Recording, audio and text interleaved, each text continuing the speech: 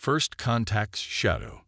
The quantum detection array at SETI's Mauna Kea facility wasn't supposed to detect anything unusual that night. Dr. Sarah Chen had run the same calibration sequence hundreds of times before, another routine check of humanity's most advanced deep space listening post. The facility's quantum entanglement sensors, barely 6 months old, represented Earth's latest attempt to hear whispers from the cosmos. But on this night, the whispers became a shout. The signal materialized first as an anomaly in the quantum field, then rapidly evolved into something that defied every known law of physics. Within seconds, every quantum sensor on Earth was registering the same impossible reading. The consortium had arrived. They appeared simultaneously in every major city on Earth, massive ships that seemed to fold space itself, emerging from tiers in reality that shouldn't have been possible. Each vessel was a masterpiece of engineering that made humanity's most advanced technology look like stone tools in comparison. They were beautiful in their impossibility, crystalline structures that shifted and flowed like liquid metal, yet remained harder than any material known to science. Dr. Chen watched through the observatory's reinforced windows as one of the ships positioned itself above Honolulu, its surface rippling with patterns of light that seemed to speak of technologies thousands of years beyond human understanding. Similar scenes were playing out across the globe: Rio de Janeiro, London, Beijing, Moscow, New York, each city now living under the shadow of these cosmic giants. The consortium's message came exactly 3 hours after their arrival. It wasn't broadcast through any known communication channel. Instead, it manifested directly in the minds of every human being on Earth, translated perfectly into their native language.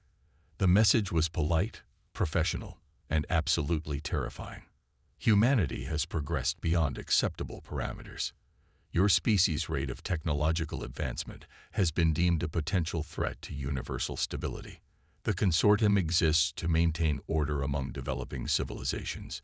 You have exceeded the approved development curve by 47.3%. This violation requires immediate intervention. The message continued, explaining in precise detail how humanity had violated the consortium's carefully calculated guidelines for civilizational development. Our quantum technology breakthroughs, our advances in AI, our first tentative steps toward faster-than-light travel, all of these had placed us on a list of concerning species. The consortium offered 2 choices: accept their oversight and technological restrictions, allowing them to dial back human progress to acceptable levels, or face immediate quarantine.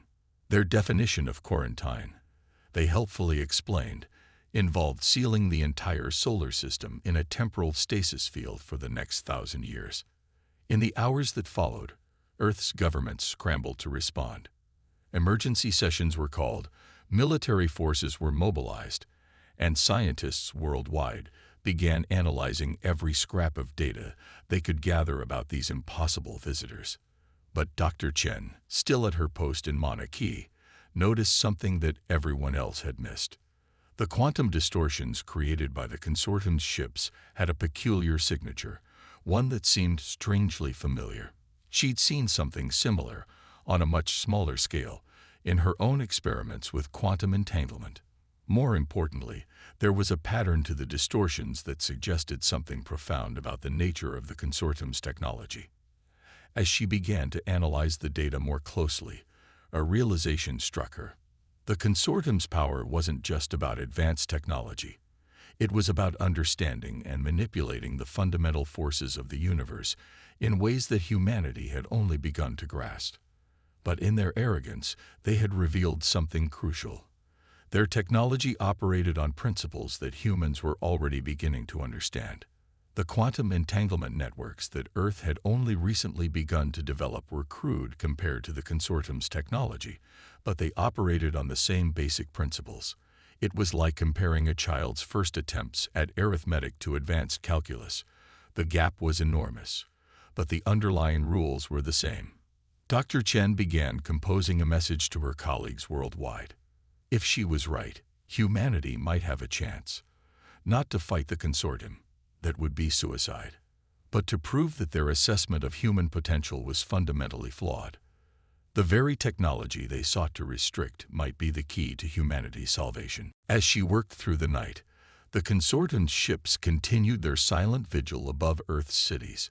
They had given humanity 1 week to decide its fate.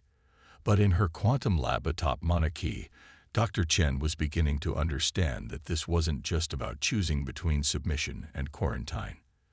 This was humanity's chance to prove that progress couldn't be measured by simple metrics and development curves.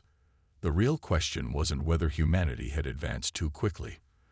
The question was whether the consortium, for all its power and knowledge, had become too rigid in its understanding of how civilizations should evolve.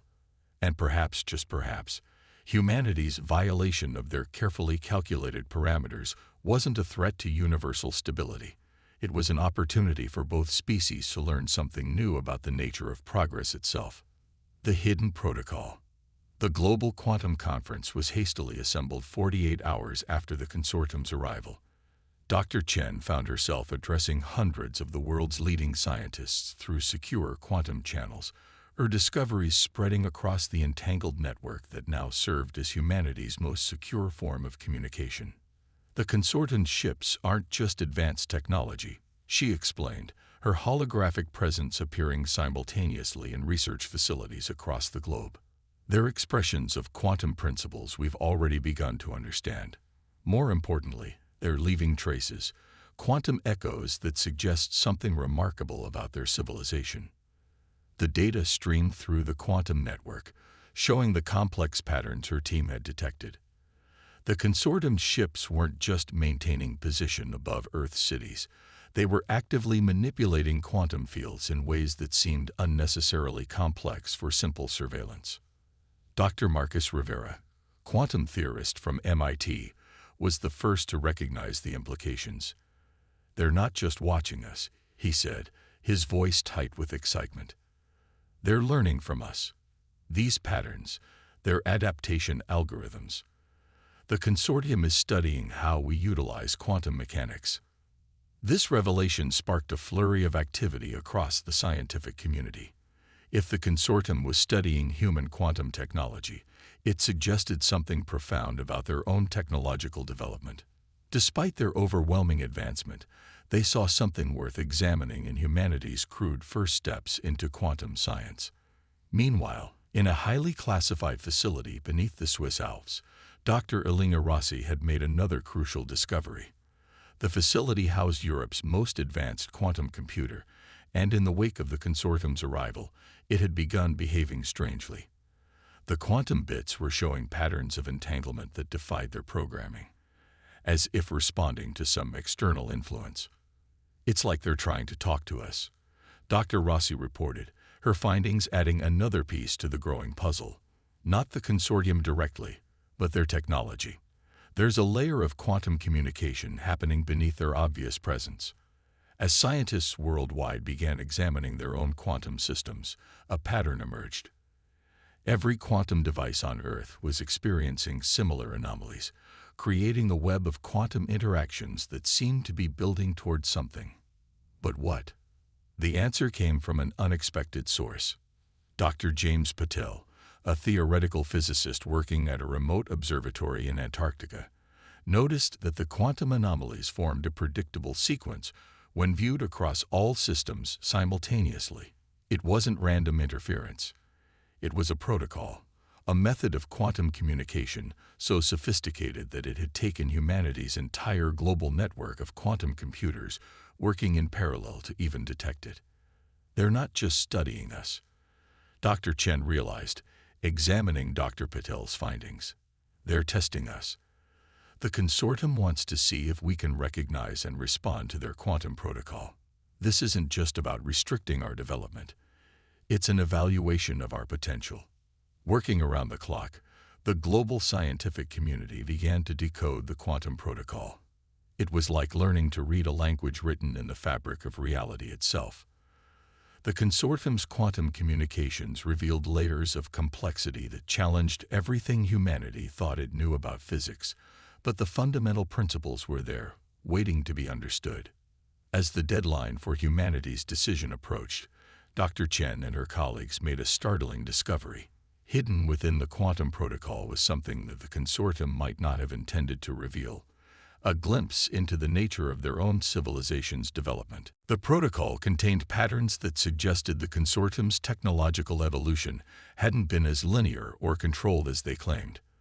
There were traces of quantum algorithms that showed signs of rapid advancement, of learning through trial and error, of taking risks and making leaps of understanding. In other words, their own history showed exactly the kind of dangerous development curve that they now sought to prevent on Earth. "They're afraid," Dr. Chen announced to her colleagues, 5 days after the consortium's arrival. "Not of our current technology, but of what we represent.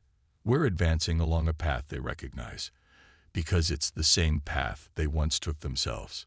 This understanding changed everything. Humanity wasn't just facing a choice between submission and quarantine. They were facing a test, one that went beyond simple technological metrics. The question wasn't whether humanity would accept the consortium's restrictions, but whether they could prove that rapid advancement wasn't inherently dangerous. As the global scientific community raced to formulate a response, Dr. Chen began to see the outline of a solution.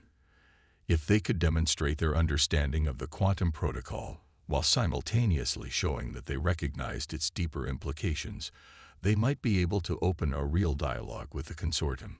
The key wasn't in the technology itself, but in how humanity chose to use it. And as the deadline drew closer, a plan began to take shape, one that would either prove humanity's readiness for advanced technology or confirm the consortium's worst fears about their development. Resonance theory.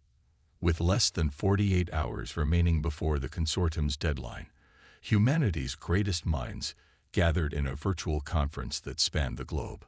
The quantum network hummed with activity as scientists, engineers, and theorists worked to implement what Dr. Chen had dubbed resonance theory. "Every quantum system has a natural frequency," she explained, her holographic form flickering slightly as she addressed colleagues across 6 continents. "The consortium's technology, despite its advancement, must follow the same fundamental laws of physics. We've detected their quantum protocol. Now we need to show them we understand it at a deeper level than they expected." Dr. Rivera's team at MIT had already begun reprogramming Earth's quantum computer network. Instead of trying to match the consortium's technological sophistication, they would demonstrate something more fundamental, an understanding of the principles that made such technology possible in the first place.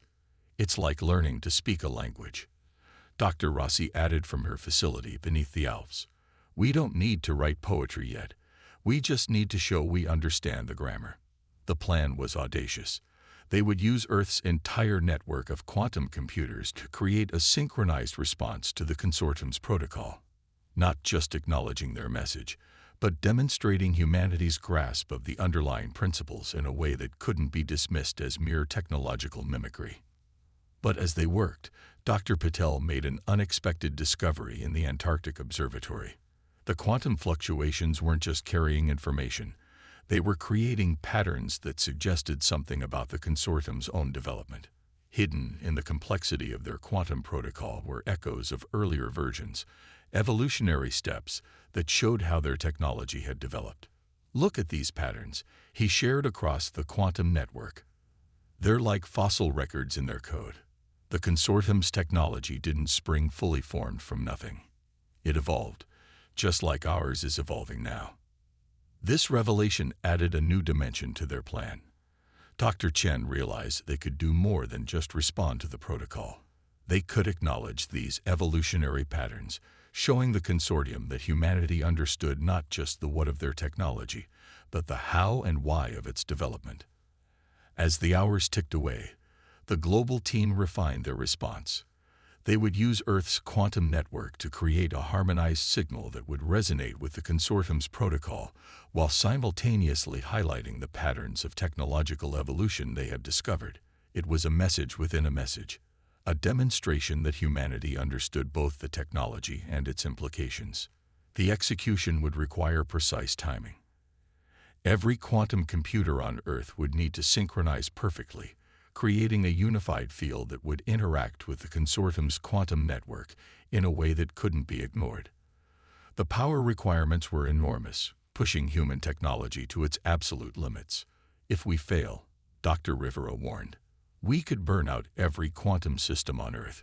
We'd be proving their point about our reckless development. But Dr. Chen saw something in the data that gave her hope. The consortium's ships weren't just maintaining their positions. They were actively adjusting their quantum fields in response to Earth's preparations.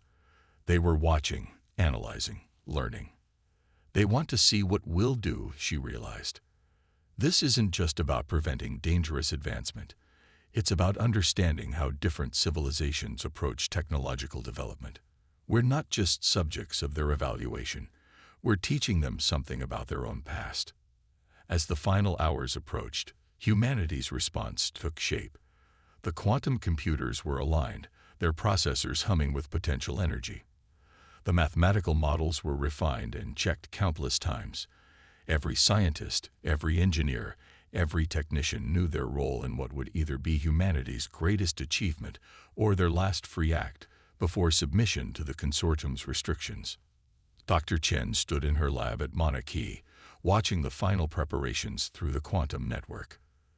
The consortium's ships still hung in the sky like impossible dreams, their surfaces rippling with patterns of light that seemed both beautiful and threatening.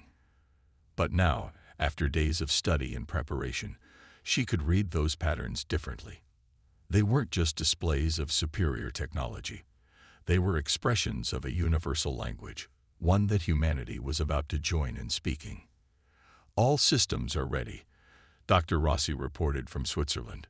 Similar confirmations came in from facilities around the world.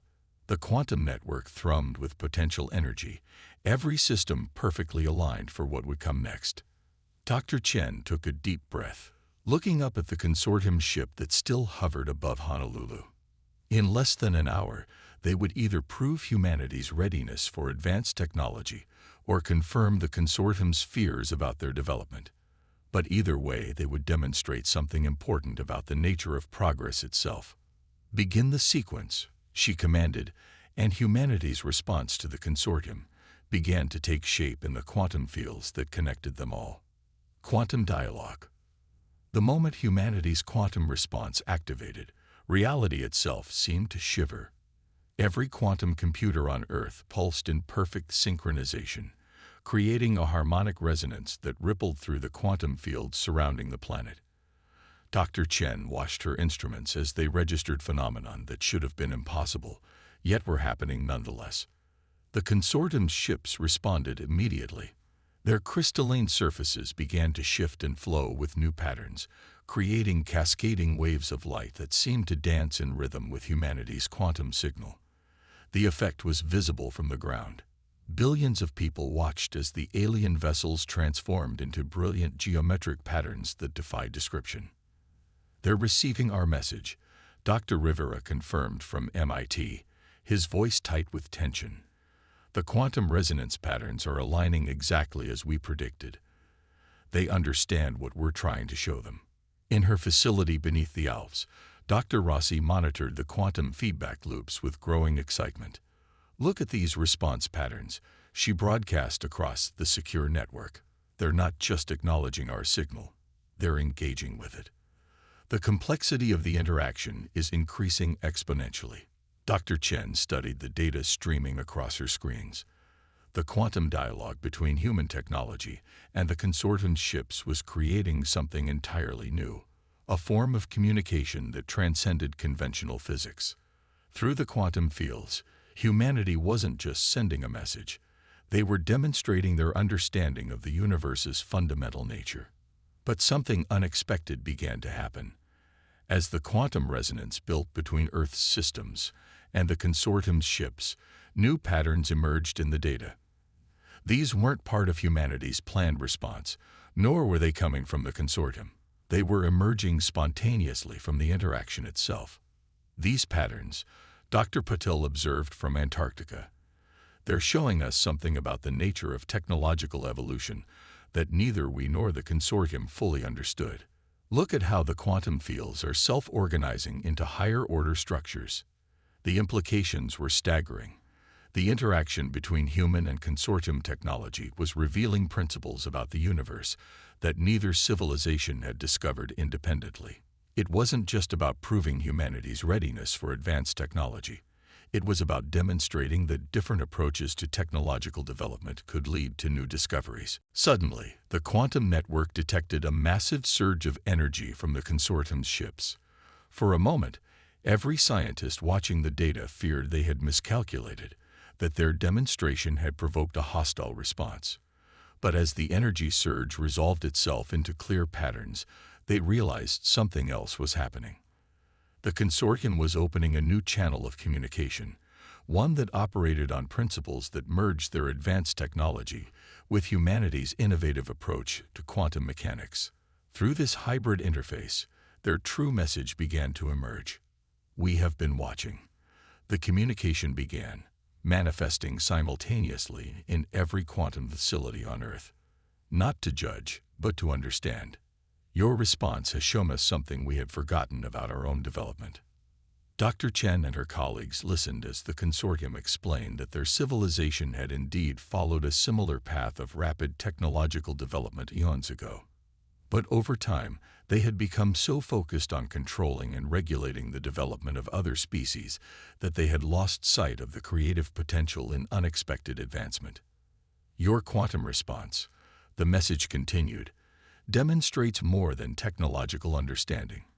It shows an ability to see patterns that we ourselves had overlooked. The very irregularity of your development curve, which we initially saw as a threat, has led you to insights that our more controlled approach missed. The ships above Earth's cities began to transform again, their structures flowing into new configurations that seemed to bridge the gap between human and consortium technology. They weren't preparing to enforce restrictions or impose quarantine. They were adapting, learning, growing in response to humanity's demonstration. "We came to prevent what we saw as dangerous advancement," the consortium communicated. "Instead, you have shown us that there is danger in too much control, in assuming there is only one safe path to technological maturity." As the message resonated through the quantum fields, Dr. Chen realized that humanity had done more than just prove their worth. They had helped an ancient, advanced civilization rediscover something vital about the nature of progress itself, that true understanding comes not just from careful, controlled development, but from the creative leaps and unexpected connections that arise from following multiple paths to knowledge. The quantum dialogue continued, human and consortium technology harmonizing in ways that created new possibilities for both civilizations. Above every major city on Earth, the crystalline ships now pulsed with patterns that spoke not of dominance and restriction, but of collaboration and mutual discovery. Universal Symphony.